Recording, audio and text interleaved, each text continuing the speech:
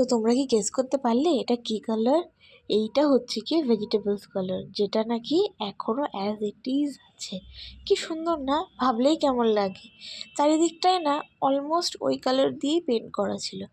আর এখানে আমাদের গাইড দাদা বারবার ওদিকে কি একটা দেখাচ্ছিল। গিয়ে দেখি সত্যি খুব সুন্দর। এটা হচ্ছে ফোর্টের গার্ডেন এরিয়াটা বেসিক্যালি, যেটা নাকি ভীষণই সুন্দর লাগছিল এখান থেকে।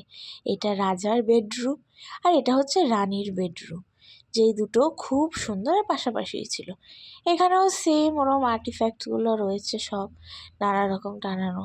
তারা কি করেছিল, কি অ্যাচিভ করেছিল, কি গিফট পেয়েছিল। দেখতে দেখতে আমরা ফোর্টের নিচের দিকে এলাম।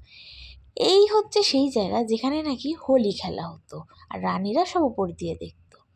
এই জায়গাটায় কি হতো জানো? এখানে দেখো মেঘ, তারপরে বিদ্যুৎ, বৃষ্টি সব পেন্ট করা। ওখানকার বাচ্চাদেরকে বোঝানো হতো যে মেঘ, বৃষ্টি এগুলো কী জিনিস, যেহেতু রাজস্থানে আমরা সবাই জানি যে বৃষ্টি বলতে খুব রেয়ার। কি সুন্দর না জিনিসটা, বলো?